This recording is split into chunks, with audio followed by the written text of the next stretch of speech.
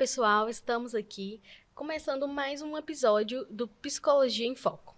Um espaço para a gente pensar a vida, a mente e os desafios do ser humano. Eu sou a Joyce. Eu sou o Guilherme. Eu sou o Dione e hoje vamos conversar sobre um tema provocador, a qual vamos refletir sobre quem somos nós, fora dos papéis sociais que assumimos e o que nos for imposto. Afinal, somos o que fazemos, o que sentimos ou o que escolhemos ser? Essa pergunta mexe muito com a gente, né? Nem sempre a gente sabe o que a gente é, qual papel a gente vive ou o que esperam da gente. É sobre isso que vamos falar hoje. Identidade, essência e desconstrução desse eu que o mundo diz que a gente tem que ser. Convidamos agora a Sayonara para se apresentar. Quem é, onde atua e se sentir à vontade, vamos já começar com o nosso bate-papo. Como as questões sobre identidade, autenticidade e papéis sociais atravessam a sua trajetória pessoal e profissional. Boa noite, pessoal. Prazer estar aqui. Muito obrigada pelo convite. Sou Sayonara, psicóloga clínica da Clínica Ser Essência. Também sou professora aqui. E falar sobre autenticidade, identidade, né? Todo esse eus da vida aí é a minha área. Então é um prazer poder a gente bater esse papo sobre esses assuntos, viu? Muito bom estar aqui. Obrigada. Obrigado. Afinal, quem sou eu, minhas ações, meus sentimentos ou minhas escolhas? E como saber se estou sendo verdadeiramente eu ou apenas interpretando um papel que esperam de mim? Olha quantas informações ela está me pedindo aqui de De cara. E se eu te disser, Joyce, para todos vocês, que nós somos isso tudo? Nossos comportamentos, nossos sentimentos, nossas emoções, isso tudo faz parte da nossa formação. A gente não nasce pronto. Baseado na minha teoria, naquilo que eu acredito e que eu trabalho, nós somos um processo, estamos em um processo, não é isso? Tudo uma construção, né? Sim, e até porque nós herdamos, óbvio, né? Na nossa genética aí a gente herda. Mas depois nós somos influenciados pela nossa formação, como é o meu meio onde eu vivo, e depois as minhas escolhas. Então, quando você fala assim, quem sou eu diante desse todo, nós somos isso tudo em um processo. Concordam ou não? Sim. O que vocês acham? E além do quem a gente é, ainda tem a questão dos papéis que a gente exerce também, né, Sayonara? Hoje, dentro da sociedade, de modo geral, nós somos pais, mães, filhos, estudantes, pacientes, psicólogos, enfim, diferentes papéis.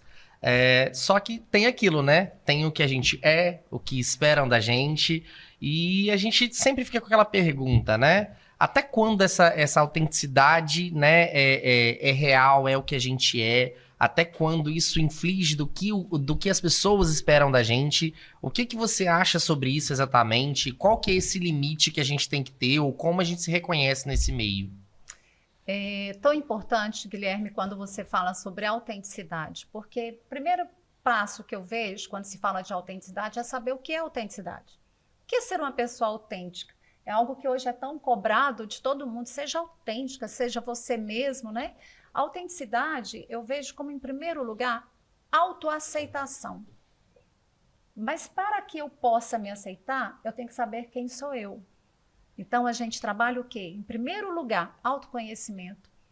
Saber quem eu sou, o que eu gosto, o que eu quero para mim, para que eu me aceite e assim eu seja realmente uma pessoa autêntica. E aí já é o primeiro desafio, né? Se aceitar, se conhecer. Não é? É um passo. E ainda vou dizer mais. Eu vou devolver uma pergunta para vocês. Vocês conseguem ser, assim, autênticos o tempo todo? Não. Não? A gente não consegue mesmo, né? Mas a preocupação é saber qual a intensidade, com que frequência eu não sou autêntico. Porque eu tenho que ser mais autêntico do que inautêntico, certo? Sim. Porque esse aceitar, esse querer ser, né, quem eu sou, mostrar realmente a minha identidade, a minha essência, é ser autêntico, mas nem sempre. Aquele, deixa para lá, ele faz parte também. Né? A gente tem o Heidegger que fala tanto sobre essa questão do ser autêntico, ele é muito importante.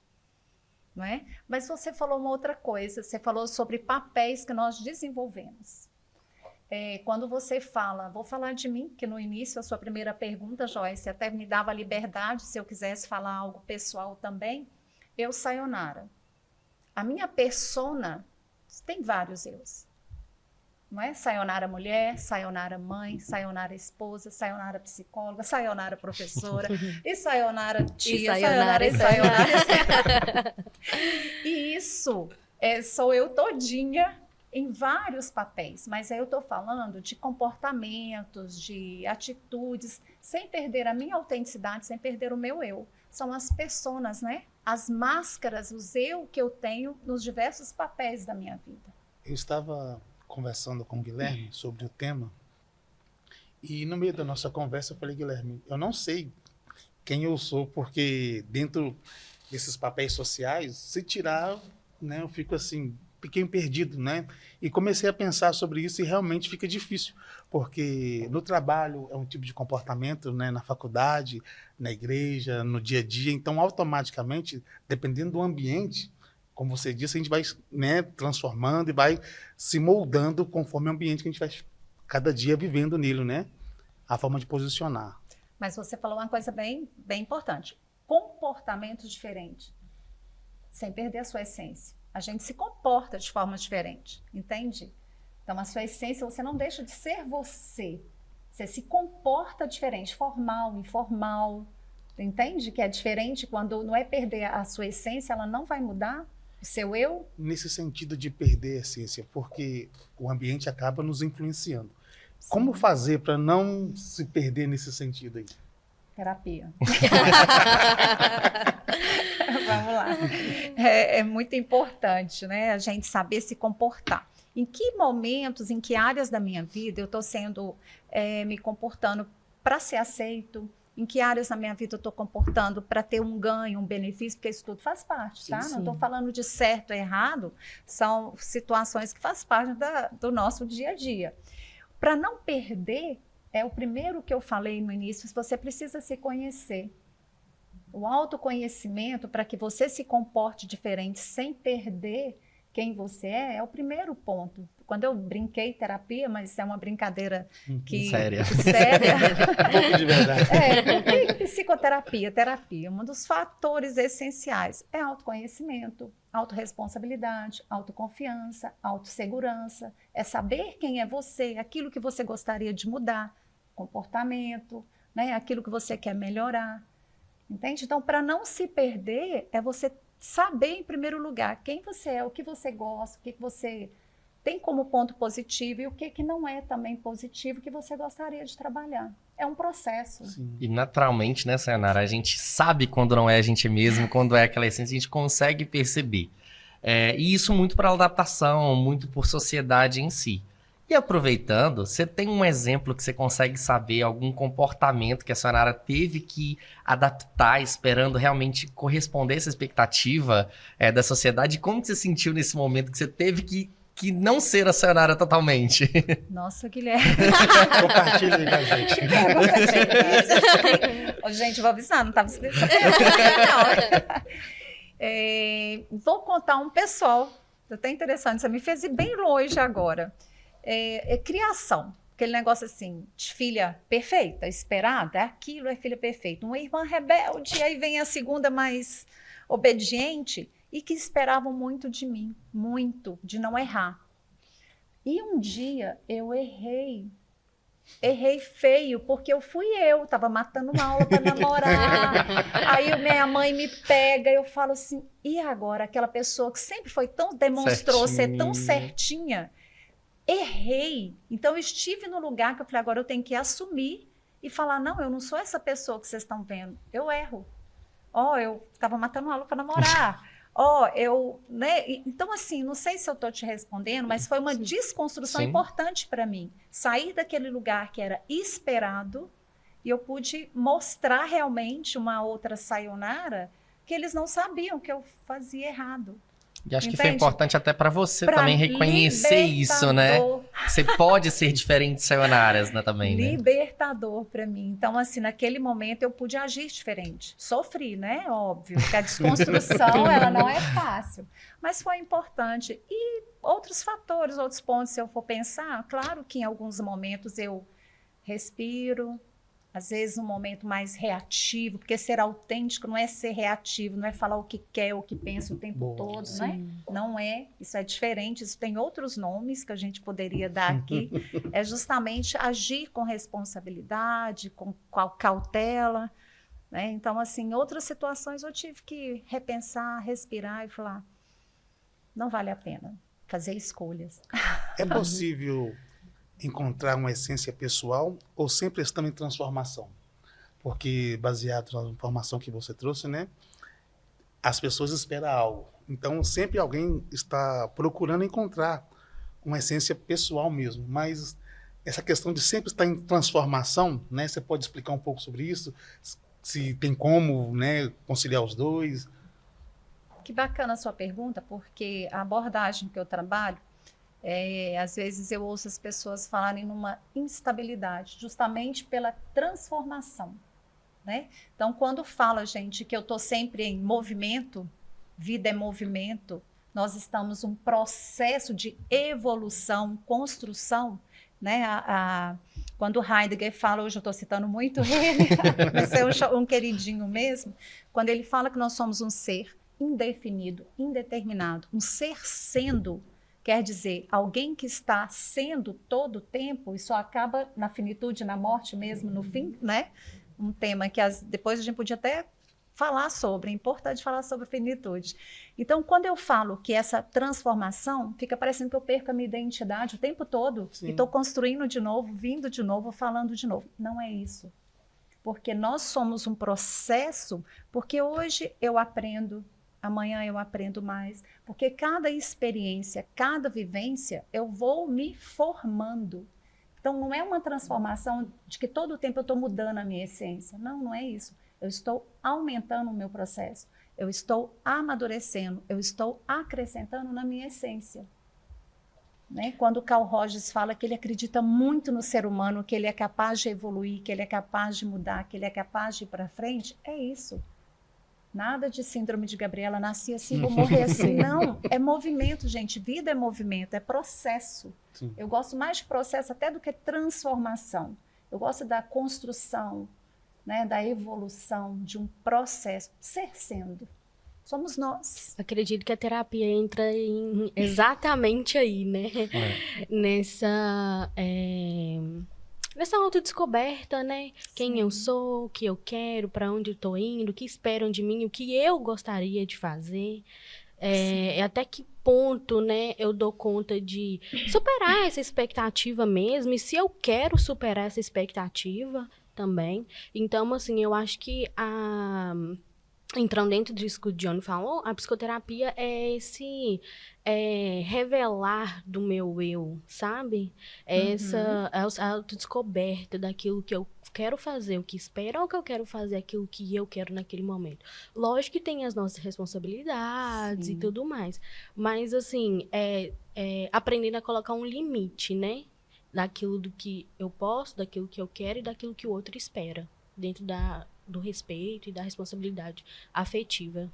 Acho que entra até também naquela desconstrução, justamente dessa autenticidade. A gente também não se cobrar tanto, sim, se permitir. Eu acho que a psicoterapia entra nessa construção, de a gente entender que a gente é autêntico a todo momento. Né? Que a autenticidade tem um preço também. Exatamente. E exatamente por isso, a gente entender que tem papéis sociais, tem uma pressão social, e a gente quase sempre se limita a entrar nesse papel de atender essas expectativas.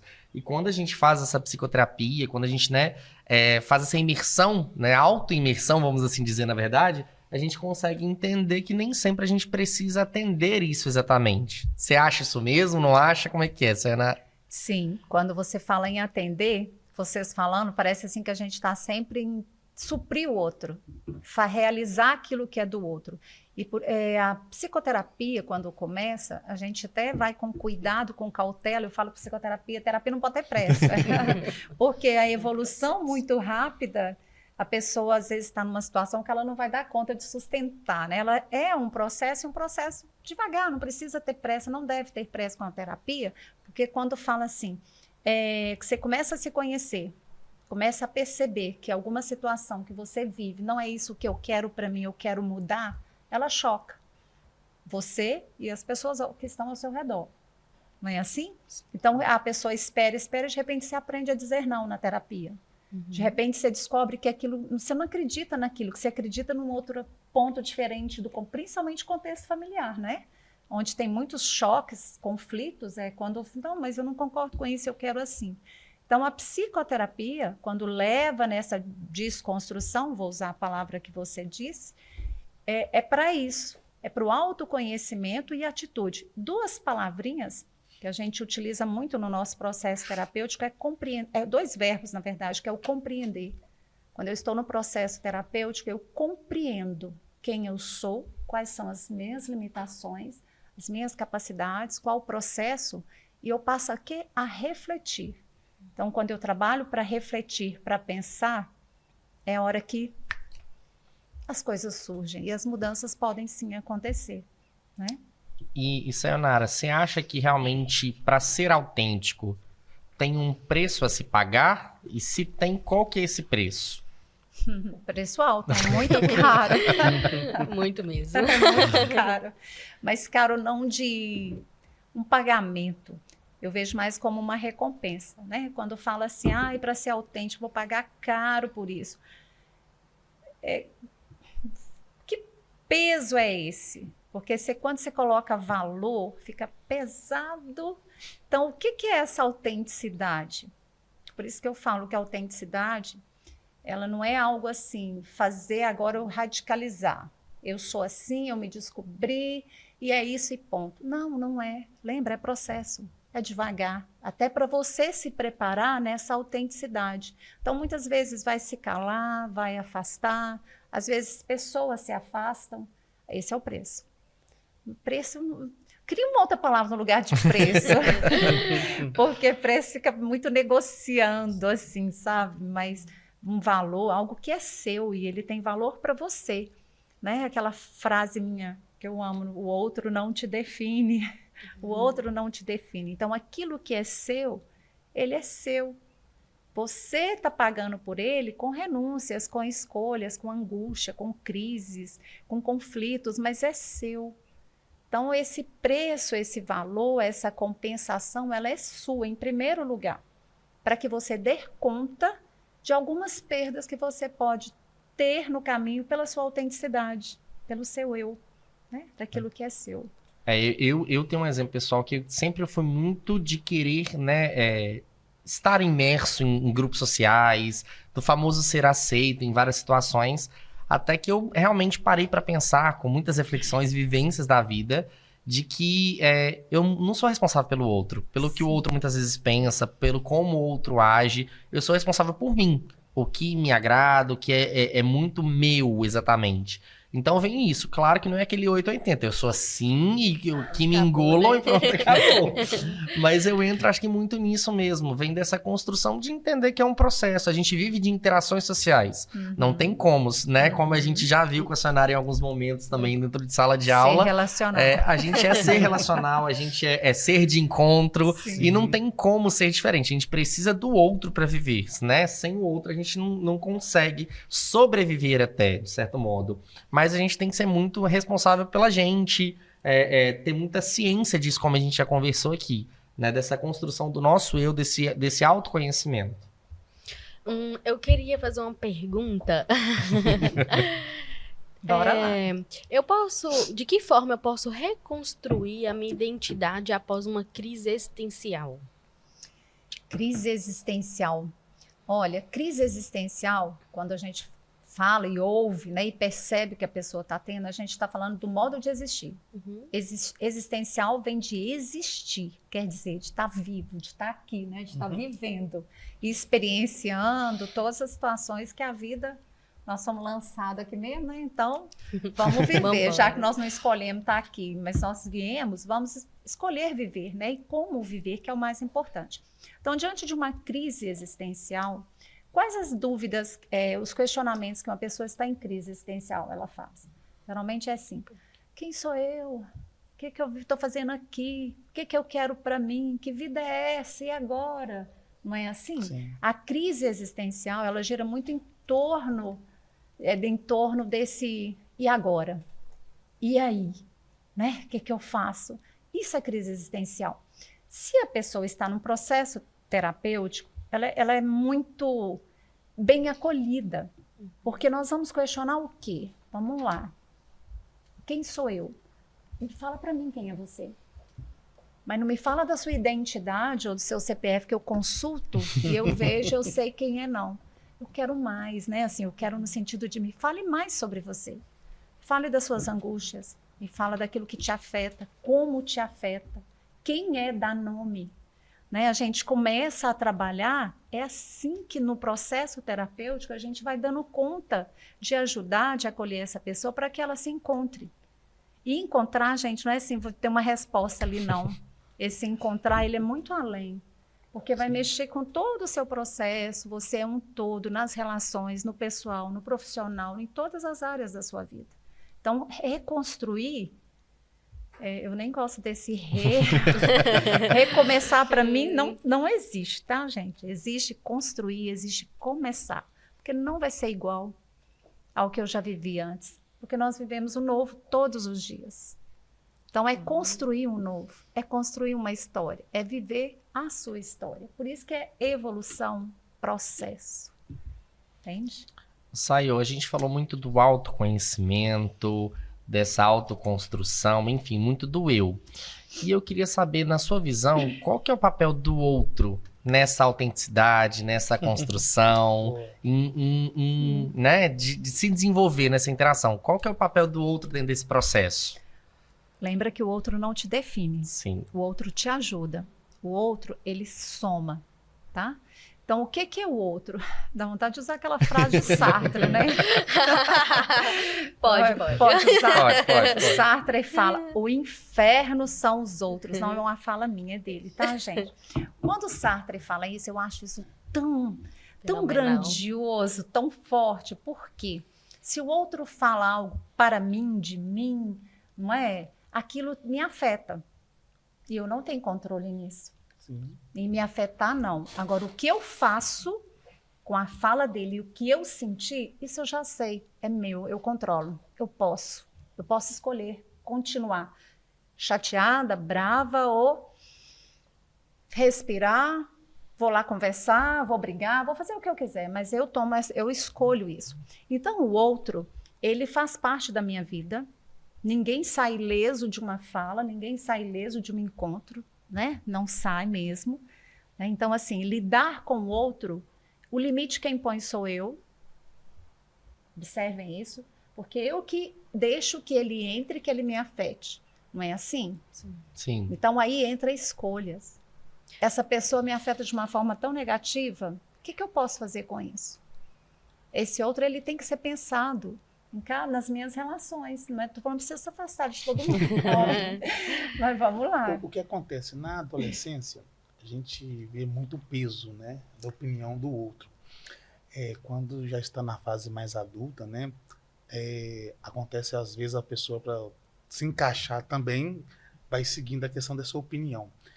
Para você, né, nessa fase da adolescência mesmo, né, a gente não deixar o outro nos definir, qual seria o melhor caminho, né?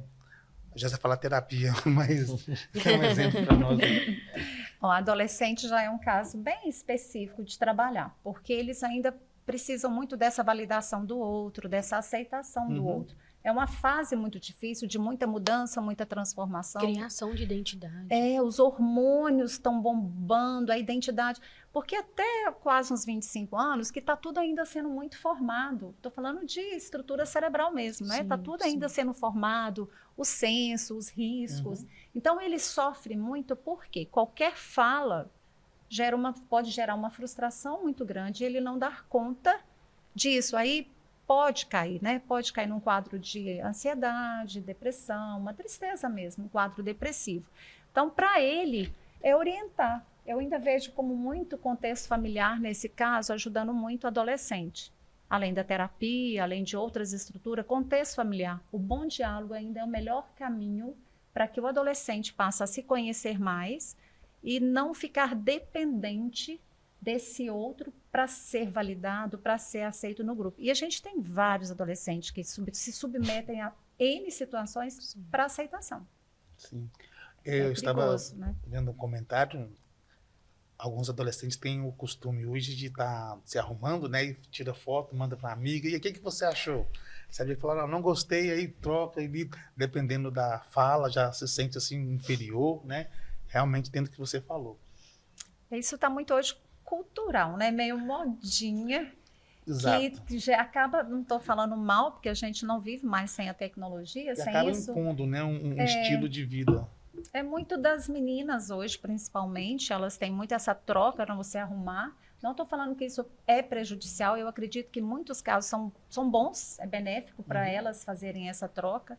A dependência, se observar que perdeu a autenticidade, aí se só faz porque a outra falou, só vai porque a outra quer, nunca se posiciona, não, eu não quero ir.